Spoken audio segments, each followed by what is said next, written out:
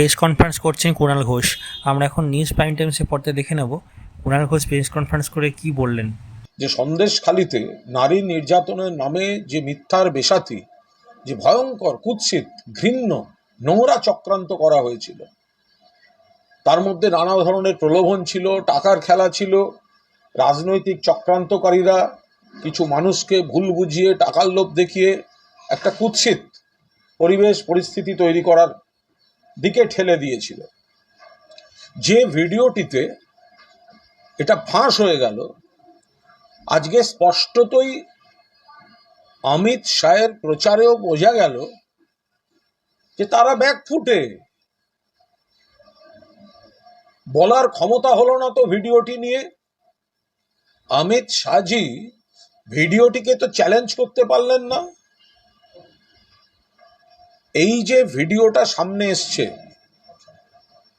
বিজেপির মন্ডল সভাপতি গঙ্গাধর কয়াল পরিষ্কার স্বীকার করে দিচ্ছে কত বড় চক্রান্ত হয়েছিল। তার সঙ্গে শুভেন্দু থেকে আরম্ভ করে আর কে জড়িত, অস্ত্রের খেলা, টাকার খেলা,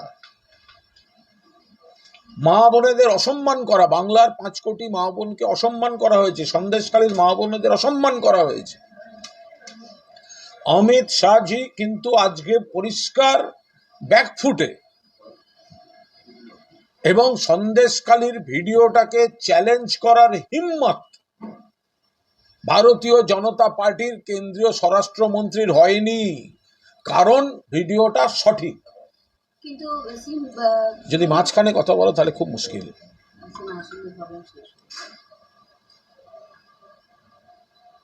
এবার আমাদের পরিষ্কার বক্তব্য যে অবিলম্বে আইনি ব্যবস্থা প্রয়োজন।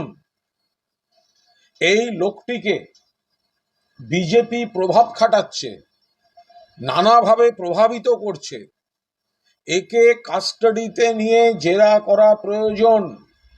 যারা যারা এই প্লটে জড়িত তাদের গ্রেফতার করতে হবে, কারণ এর সঙ্গে রাষ্ট্রদ্রোহিতা, রাজ্যের বিরোধিতা, সরকার বিরোধী চক্রান্ত, বেআইনি জমায়েতে উৎসাহ দেয়া, দাঙ্গা হাঙ্গামার প্ররোচনা দেয়া, ধর্ষণ এবং এই ধরনের ঘটনার মিথ্যা তথ্য, মিথ্যা সাক্ষ্য দেয়া, এই সংক্রান্ত যাবতীয় ধারাগুলি আছে আইপিসিতে, সেগুলি প্রয়োগ করে অবিলম্বে এদের গ্রেফতার করতে হবে। হয় রাজ্য পুলিশ ব্যবস্থা করুক, আর না হলে যদি কোনো আইনি, ওই সিবিআই এর ওখানে একটা ফ্যাকড়া আছে, তাতে কোনো আইনি কোনো জটিলতা থাকে, তাহলে যে পদ্ধতিতে এই জটিলতা কাটিয়ে এই গঙ্গাধরকে কাস্টাডিতে নেওয়া যায়, এই চক্রান্তকারীদের কাস্টাডিতে নেওয়া যায়, সেই পদক্ষেপগুলো সংশ্লিষ্ট তদন্তকারী এজেন্সি, যেটাই আইনে হয়, তারা সেই ব্যবস্থা অবিলম্বে নিক। কারণ বাংলার মানুষ বুঝতে পারছেন সন্দেশখালীর নারী নির্যাতন নিয়ে আমরা তখন থেকে বলেছিলাম, আমরা পরপর প্রশ্ন করেছিলাম। সমাজে কুৎসিত ঘটনা, উন্নাও, হাতরাস, বিজেপির জায়গা, বিজেপির এমপি, মণিপুর, গুজরাট, কুৎসিততম ঘটনা ঘটেছে। কিন্তু এই যে সন্দেশখালীতে বলা হচ্ছিল দিনের পর দিন, রাতের পর রাত, এগুলো যে ডাহা মিথ্যা, এগুলো হতে পারে না। ডাহা মিথ্যা এগুলো হতে পারে না। আজকের দিনে এগুলো চাপা রাখা সম্ভব ছিল না। আমরা তখন থেকে এটা বলে আসছিলাম। আমরা বলছিলাম নাটক করা হচ্ছে। সন্দেশখালীতে কিছু জমি সংক্রান্ত প্রবলেম ছিল, সরকার প্রশাসন ব্যবস্থা নিয়েছে। তার সঙ্গে নারী নির্যাতন, লাগাতার নারী নির্যাতন, এর কোনো সম্পর্ক নেই। আমরা যখন বলতাম নাটক, আমাদের সমালোচনা করা হতো। কিন্তু আজ এই ভিডিও বেরিয়ে যাওয়ার পর চক্রান্তটা ফাঁস হয়ে গেছে। ফলে এবার অবিলম্বে আইনি ব্যবস্থা প্রয়োজন, কারণ এই গঙ্গাধর, ওর মুখ থেকে সত্যি বেরিয়ে গেছে। ফলে গঙ্গাধরের মুখ বন্ধ করতে বিজেপি যে কোনো স্টেপ নিতে পারে। গঙ্গাধরের মুখ থেকে সত্যি বেরিয়ে গেছে, ফলে গঙ্গাধরের মুখ বন্ধ করতে বিজেপি যে কোনো স্টেপ নিতে পারে। সেই জায়গা থেকে অবিলম্বে গঙ্গাধরকে কাস্টডিতে নিয়ে তাকে জেরা শুরু করতে হবে। হ্যাঁ, শুভেন্দু অধিকারী বলছে যে পুরো ভিডিওটাই ফেক ভিডিও। শুভেন্দু অধিকারী নারদার পরেও তো বলেছিল ফেক ভিডিও, কি দাঁড়িয়েছে? আপনারা আমায় প্রশ্ন করছেন কেন? আপনারা শুভেন্দু অধিকারীকে প্রশ্ন করুন। আপনারা আমায় প্রশ্ন করছেন শুভেন্দু অধিকারী বলেছেন ফেক ভিডিও, আমি উত্তর দিচ্ছি নারদার ভিডিওর পরেও শুভেন্দু বলেছিল ফেক, কিন্তু তারপর দেখা গেল ভিডিও ঠিক। সিবিআই, বিজেপি শুভেন্দুকে চোর বলল, বিজেপি সিবিআই করাতে চাইলো, সিবিআই হলো, সিবিআই শুভেন্দুর বিরুদ্ধে এফআইআর করেছে। তাহলে ওয়াই নট আপনারা শুভেন্দুকে জিজ্ঞাসা করুন, আপনি তো নারদের সময়ও বলেছিলেন ফেক, পরে দেখা গেছিল ফেক নয়। তো এই প্রশ্নের উত্তর তো শুভেন্দুর ক্ষেত্রে নারদায় ফেক বলার পর বুমেরাং হয়েছে। তো সুতরাং ওরা ঘটনা ঘটিয়ে ফেকই বলবে, কিন্তু আমরা বলছি সেটা তদন্ত অবিলম্বে, তাদের অ্যারেস্ট করে তদন্ত শুরু হলেই কোর্টের যা যা অর্ডার হবে, ভিডিওর সত্যতা যাচাই হবে, প্রমাণ হয়ে যাবে। সবচেয়ে বড় কথা, শুভেন্দুদের নেতা কেন্দ্রের স্বরাষ্ট্রমন্ত্রী, তিনি কেন আজকে ভিডিওকে চ্যালেঞ্জ করতে পারলেন না? স্বরাষ্ট্রমন্ত্রী সন্দেশখালীর ভিডিওকে ফেক বলেননি, সন্দেশখালীর ভিডিওর সত্যতা যাচাই অমিত শাহ করেননি, সত্য তাকে মিথ্যা বলেননি, যাচাই করা দরকার এই শব্দ বলেননি। তার থেকে ধরে নিতে হবে অমিত শাহর কাছেও রিপোর্ট পৌঁছেছে যে বিজেপির লোকেরা চূড়ান্ত মিথ্যাচার করে চক্রান্ত করে ভিডিওটা করেছিল, যে ভিডিওটা ফাঁস হয়ে গিয়েছে। এখানে শুভেন্দু অধিকারীর কথা যখন উঠলো তখন বলি যে আজকে মথুরাপুরে গিয়ে শুভেন্দু অধিকারী বলেছেন যে 25 তারিখের পর আবার এখানে আসবো, এবারের ভোটে এমন মার হবে দেখিয়ে দেবে। দিশাহারা হয়ে গিয়েছে। তৃণমূল কংগ্রেস 30 থেকে 35টা সিট জিততে চলেছে।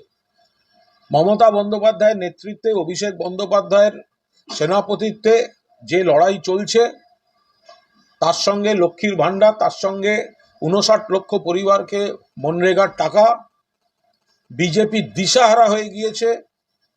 বিজেপির নেতৃত্ব সেই জায়গা থেকে দাঁড়িয়ে এই ধরনের অরাজনৈতিক, প্ররোচনামূলক, হিংসামূলক, মরিয়া হয়ে লোকে কিছু কথা বলে না, সেই ধরনের কথাবার্তা বলছে। কারণ মমতা বন্দ্যোপাধ্যায়ের জনসভা, অভিষেক বন্দ্যোপাধ্যায়ের জনসভা এবং রোড শোগুলিতে যে পরিমাণ ভিড় হচ্ছে, মানুষ বুঝিয়ে দিচ্ছেন, মায়েরা বোনেরা বুঝিয়ে দিচ্ছেন যে 30 থেকে 35টা সিট বাংলার বুকে তৃণমূল কংগ্রেস জিততে চলেছে। অমিত শাহ বলছেন 30-এর বেশি তারা সিট পাবে। অমিত শাহ প্রথমে এসে বলেছিলেন 35, তারপর সেখান থেকে নেমে বলেছিলেন 30। এবার যখন দেখছেন দলটা পুরো কোলাপস করছে এবং তার কাছেও রিপোর্ট ডবল ডিজিটে যাবে না, শুধুমাত্র ভোট পর্যন্ত ভোকাল টনিক দিয়ে কর্মীদের কোনো ক্রমে সান্ত্বনা দিয়ে রাখার জন্য উনি কথাগুলো বলেছেন। উনিও জানেন আমরা প্রথম থেকে বলেছি 30 থেকে 35, তো 30 থেকে 35, আর উনি তো ক্রমশ নামছিলেন 35, 30, আরও নামছিলেন। এবার রাজ্য নেতারা বলছে আপনি আর নামবেন না, তাহলে ভোট অবধি বাজারে থাকা যাবে না, সেই কারণে ভোকাল টনিক দিতে এই কথাগুলি বলেছেন। আরেকটা বিষয় বলছেন যে ইলেকশন কমিশনে ভোটের দিন এত সুরক্ষা করবে যে ভয় পাওয়ার কিছু নেই, মমতার গুন্ডারা কিছু করতে পারবে। অমিত শাহ সম্পূর্ণ সত্য ধামাচাপা দেওয়ার চেষ্টা করছেন। যখন 2021 সালের বিধানসভা ভোটে কেন্দ্রীয় নির্বাচন কমিশন ভোট করেছিল কেন্দ্রীয় বাহিনী দিয়ে 8 দফায়, সেদিনও ইলেকশনের দিন অবাধ এবং গণতান্ত্রিক ভোট হয়েছিল, কোনো অভিযোগ বিজেপির তরফ থেকে ছিল না। ওরা তখন বলছিল আবকি বার 200 পার। যখন দেখলো শান্তিপূর্ণ অবাধ ভোটেও বাংলার মানুষ বিজেপিকে প্রত্যাখ্যান করলো, সেই জন্য এবার এইসব গল্প বলছে। শান্তিপূর্ণ অবাধ ভোট, কেন্দ্রের নির্বাচন কমিশন, কেন্দ্রের ওই বাহিনী, তা দিয়েই তো আমরা বিজেপিকে আগের বার হারিয়েছি, তো এবারও হারাবো, আরো বেশি করে হারাবো। অমিত শাহ বলছেন রাজ্যে আইন শৃঙ্খলা নেই, গুন্ডাদের সাহায্য করছে পুলিশ এবং রাজ্য সরকার, রাজ্য জুড়ে বোমা বারুদের স্তূপ।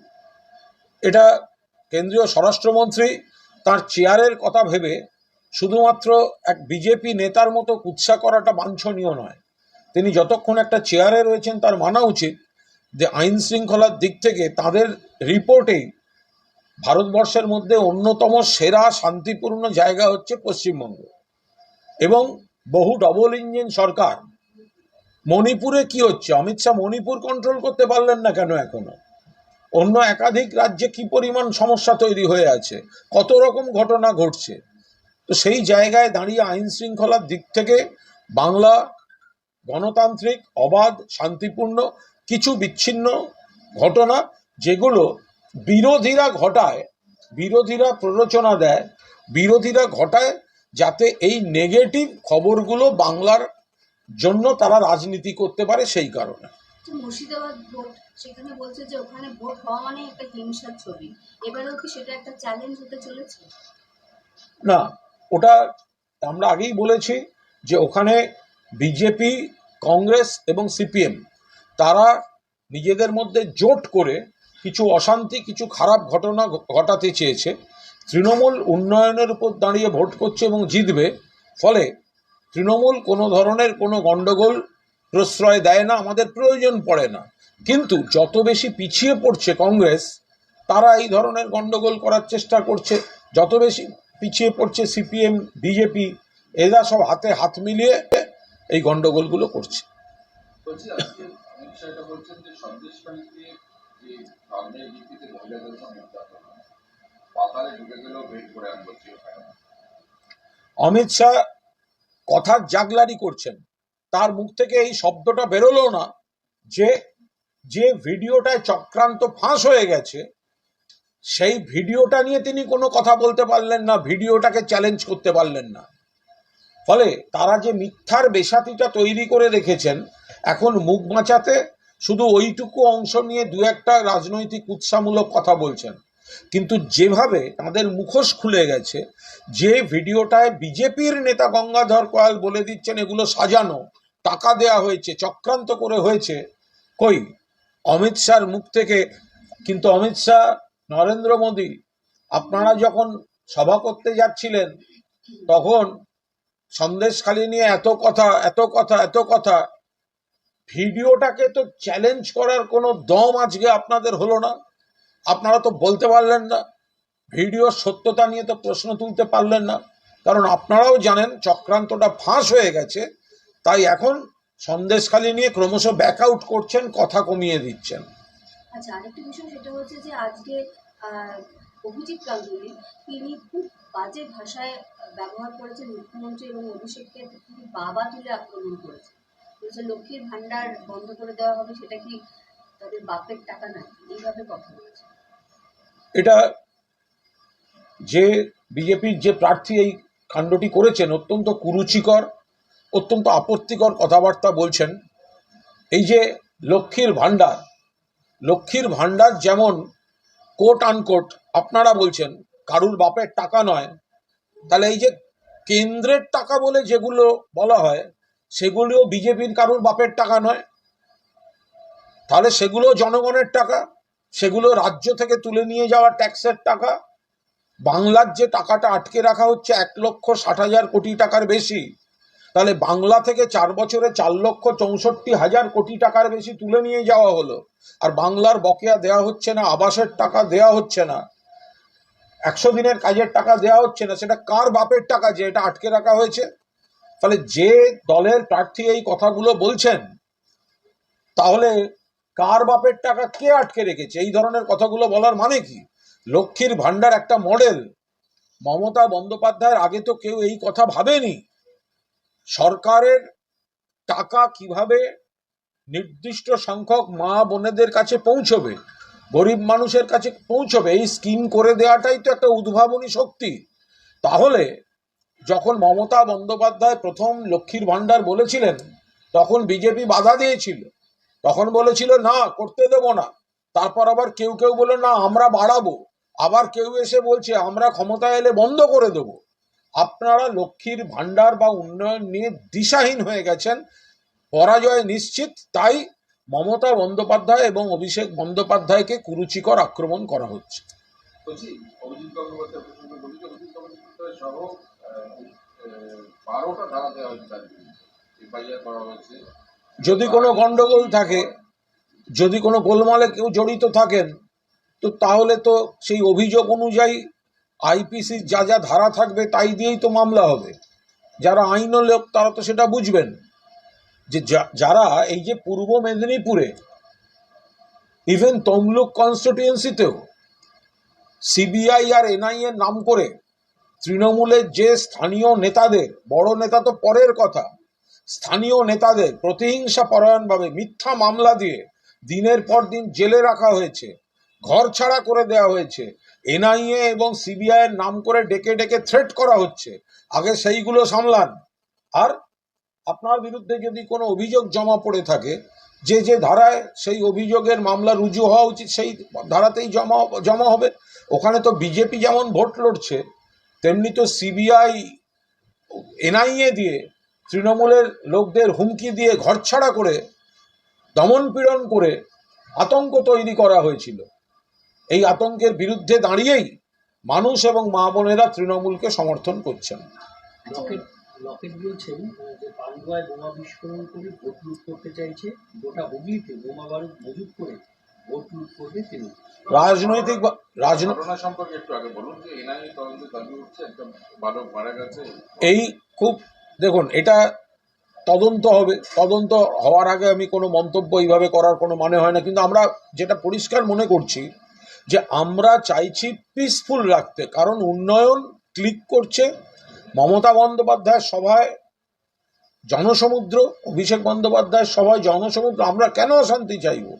কিন্তু যারা যেখানে পিছিয়ে থাকছেন, যারা যেখানে ভোটে ক্রমশ পিছিয়ে থাকছেন, তারাই অনভিপ্রেত ঘটনা তৈরি করে, অনভিপ্রেত ঘটনা ঘটিয়ে উন্নয়ন থেকে নজরটা ঘোরাতে চাইছেন এবং সেগুলো নিয়ে রাজনীতি করতে চাইছেন।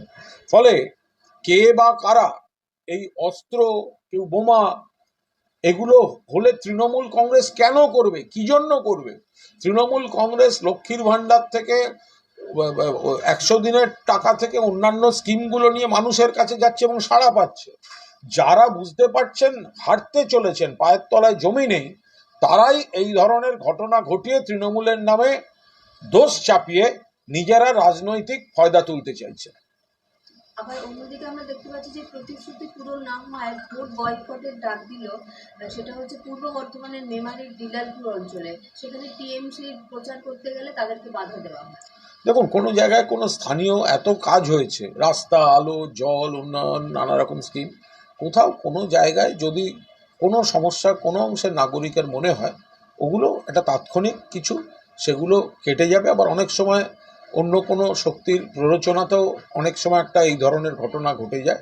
তো এগুলো নিশ্চিতভাবে এটা কোনো বড় প্রভাব কিছু ফেলবে না। নরেন্দ্রপুরেও আজকে অস্ত্র বোমা উদ্ধার হয়েছে। পুলিশের কৃতিত্ব দেখুন, এই অস্ত্র বা বোমা পাওয়া, এটা তো এরকম কেউ, আমরা সবাই মঙ্গল গ্রহ থেকে আসিনি যেটা ভারতের অন্য রাজ্যে ঘটে না, বাম জমানায় ঘটেনি।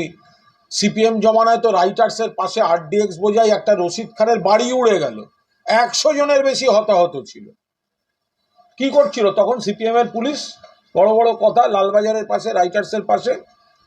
নরেন্দ্রপুরের ঘটনা তো পুলিশকে, রাজ্য পুলিশকে, নরেন্দ্রপুর থানাকে ক্রেডিট দেওয়া উচিত যে কেউ যদি কোনো খারাপ কাজ করার জন্য কোনো জায়গা থেকে কোনো বোমা, গুলি, বোমার মশলা এনেও থাকে, পুলিশ তার কর্তব্য পালন করেছে, গোয়েন্দা নেটওয়ার্ক সঠিকভাবে কাজ করেছে, সেগুলি উদ্ধার হয়েছে, সংশ্লিষ্ট ব্যক্তি গ্রেপ্তার হয়েছে। ফলে পুলিশের কৃতিত্ব। অমিত শাহ একটু বলছেন, মমতা বন্দ্যোপাধ্যায় মনে করছেন যে শেখ শাহজাহান লিপ্ত ঘটনার পর? এটা সম্পূর্ণ রাজনৈতিক। অমিত শাহর আগে উচিত জবাব দেয়া, ব্রিজভূষণের বিরুদ্ধে ব্যবস্থা হচ্ছে না কেন? অমিত শাহ অন্য প্রসঙ্গে যাওয়ার আগে লোকসভায় বা সংসদে উনি যার পাশে বসে থাকেন ব্রিজভূষণ, সেই ব্রিজভূষণ যার বিরুদ্ধে কুস্তিগির সোনার মেয়েদের শ্লীলতাহানির অভিযোগ, দিনের পর দিন তারা রাস্তায়, আর অমিত শাহের পুলিশ তাদের উপর দমন পীড়ন করেছে। তারা বলছে বিজেপি সাংসদ ব্রিজভূষণ তাদের শ্লীলতাহানি করেছে। তো অমিত শাহ কি, তা আগে ব্রিজভূষণের ব্যাখ্যা দিন, কেন আপনারা ব্যবস্থা নেননি, কেন গার্ড দিয়ে রেখেছেন, কেন পাশে রেখেছেন, কেন তাকে এবং তার পরিবারকে আবার ইলেকশনে থাকতে দেওয়া হচ্ছে, এই জবাবটা অমিত শাহ দিন। শাহজাহানকে রাজ্য সরকার, পুলিশ মিনিমাম স্পেয়ার করেনি। আইনি জটিলতা কাটতেই রাজ্য পুলিশ, মমতা বন্দ্যোপাধ্যায়ের পুলিশই সন্দেশখালীর শাহজাহানকে অ্যারেস্ট করেছে। 3 বছর পর আদালতের নির্দেশে পুলিশের সহযোগিতায় আমতার চন্দ্রপুরের ঘর ছাড়া যারা ছিল, আমি বলতে পারবো না, কমেন্ট করবো না। দুর্গাপুরে আজকে অমিত শাহ আরেকটা বিষয় বলছে যে দিলীপ দাকে জেতালে বন্ধ কারখানা কেন খোলা হবে, কারণ গুন্ডা তোলা তুলে ভাইপোকে এখানে অমিত শাহজি দুর্গাপুরে গিয়ে দুর্গাপুরের মানুষকে সম্পূর্ণ মিথ্যাচার করেছেন, ভুল বুঝিয়েছেন। তিনি বলছেন দিলীপ ঘোষ জিতলে তাদের ওখানে বন্ধ কারখানা খোলার উদ্যোগ নেবেন। আরে ওই সিটে তো আপনার আপনার সুরিন্দর সিং আলুওয়ালিয়া এমপি ছিল, তাহলে আপনি সেই বন্ধ কারখানা খোলেননি কেন? কেন্দ্রীয় সরকারের যে কারখানাগুলো ছিল আপনাদের এমপি ছিল। আপনি আজকে বলছেন দিলীপ ঘোষ জিতলে আমরা খোলার উদ্যোগ নেব, তো গত 5 বছর তো আপনাদের এমপি ছিল সুরিন্দর সিং আলুওয়ালিয়া, তো আপনি তখন নেননি কেন? এত মিথ্যাচার! আপনি কি বাংলার মানুষকে এতটা বোকা ভাবেন যে আপনাদের একজন এমপি থাকলো, আপনারা উদ্যোগ নিলেন না, সেই এমপিকে সরিয়ে দিলীপ ঘোষকে আনতে হচ্ছে? এই দিলীপ ঘোষের হয়ে এত কথা বলছেন, দিলীপ ঘোষকে বড় বড় নেতা সার্টিফিকেট দিচ্ছেন। এই দিলীপ ঘোষকে তো আপনারা আপনাদের অল ইন্ডিয়া ভাইস প্রেসিডেন্ট করেছিলেন, তারপর অপমানজনকভাবে সেখান থেকে সরিয়ে দিয়েছেন। তো সুতরাং আজকে দিলীপ ঘোষেরও এই কথাগুলো বলার মানে কি? আরেকটা কথা বলছেন যে এই ইন্ডিয়া অ্যালায়েন্সে 12 লক্ষ কোটি টাকা দুর্নীতি করেছে এবং বাংলার দিদি মন্ত্রীর ঘর থেকে 50 অমিত শাহ যদি মনে করেন যে ইন্ডিয়া অ্যালায়েন্সকে দুর্নীতি নিয়ে অ্যাটাক করবেন, তাহলে বলতে বাধ্য হচ্ছি যে সারা ভারতবর্ষে পশ্চিমবঙ্গের অধিকারী প্রাইভেট লিমিটেড থেকে শুরু করে, আসাম থেকে শুরু করে, ওপাশে একেবারে নারায়ণ রানে, অজিত পাওয়ার থেকে প্রফুল্ল প্যাটেল পর্যন্ত যার যার বিরুদ্ধে কোটি কোটি কোটি কোটি টাকার দুর্নীতির অভিযোগ ছিল, অমিত শাহ যাদের চোর দুর্নীতিগ্রস্ত বলতেন, সিবিআই ইডি যাদের বিরুদ্ধে প্রসিডিংস, সেখানে দাঁড়িয়ে তারাই যখন বিজেপিতে জয়েন করেছে বা তাদের দল যখন এনডিএ জোটে চলে গেছে, তখন তো সে অমিত শাহর পাশে বসে তাদের দলের নেতা হয়েছে। কাঁচের ঘরে বসে ঢিল ছুঁড়ছেন কেন? সারা ভারতবর্ষের যত চোর, তাদের বিরুদ্ধে সিবিআই ইডি লাগিয়ে চাপ দিয়ে বার্গেন করে নিজেদের দলের নেতা বানিয়েছেন তো অমিত শাহ। ওই ঝাড়খণ্ডের মন্ত্রীর বাড়ি থেকে মানে কাছ থেকে 30 কোটি টাকা বাজেয়াপ্ত করা হয়। অমিত শাহ বলছেন যে এখানে বাংলা 51 কোটি, ওখানে 30 কোটি, এত টাকা আসলে আছে। অমিত শাহ তো বলেছিলেন নোটবন্দির পরে কালো টাকা নাকি নেই। তো তাহলে সে ঝাড়খণ্ডে হোক আর যেখানেই হোক, যদি কালো টাকা পাওয়া যায় বলে একটা কথা ওঠে, তার প্রথম দায়িত্বটা কার? কালো টাকার অর্থনীতিটা দেখার দায়িত্ব কার? সেটা তো সেন্ট্রাল গভর্নমেন্টের, সেন্ট্রাল এজেন্সি। নোটবন্দির সময় নরেন্দ্র মোদী বলেছিলেন দুটো জিনিস মিটে যাবে, একটা হচ্ছে কালো টাকা বন্ধ হয়ে গেল, 2 হচ্ছে সন্ত্রাসবাদীদের কোনো কাজকর্ম আর হবে না। তা আমরা দেখছি এই দুটোই ফেল করে গিয়েছে। ফলে অন্য রাজ্যে সেখানে কোথায় ব্লাস্ট হলে কজন সেনা জওয়ান বা আধা সামরিক বাহিনী মারা যায়, তাদের সঙ্গে সংঘর্ষ হয়, তো অন্য রাজ্যে তো নিয়মিত খবর আসে। আর কালো টাকা যদি কোথা থেকে উদ্ধার হয়, তাহলে নরেন্দ্র মোদীর কালো টাকা বন্ধ করে দেব বলে নোটবন্দি, যে নোটবন্দির জন্য লাইনে দাঁড়িয়ে এত লোক মারা গেলেন, এত হয়রানি হলো, তাহলে সে নোটবন্দির যৌক্তিকতা কোথায় রইল? ভূপতিনগর থানার ওসিকে ঘিরে একটা বিক্ষোভ হয়েছে। বিজেপি অভিযোগ করছে যে হাইকোর্টের রক্ষা কবচ থাকা সত্ত্বেও অ্যারেস্ট করতে গিয়েছিলেন খুলনার ওসি একজন বিজেপি মন্ডল সেক্রেটারি। আমি এটা বলতে পারবো না, এর বিস্তারিত আমরা নিশ্চয়ই জানতে চেয়েছি, কিন্তু কোন মামলায় যদি কোনো রক্ষা কবচ থাকে, হয়তো একটা মামলায় রক্ষা কবচ থাকে, কিন্তু তার বিরুদ্ধে যদি একাধিক মামলা থাকে এবং সেই মামলাগুলিতে যদি রক্ষা কবচ না থাকে, তাহলে নিশ্চিতভাবে একটা মামলার রক্ষা কবচ দ্বিতীয় মামলায় প্রযোজ্য হয় না। ফলে বিস্তারিত আমরা খোঁজ নিচ্ছি। লাস্ট হচ্ছে এসএসসি যেটা শুনানি আজকে সুপ্রিম কোর্টে পিছিয়ে গেল, আগামীকাল আবার হবে। এটা নিয়ে কোনো মন্তব্য করবো না, আমরা সবাই কোর্টের দিকে তাকিয়ে আছি।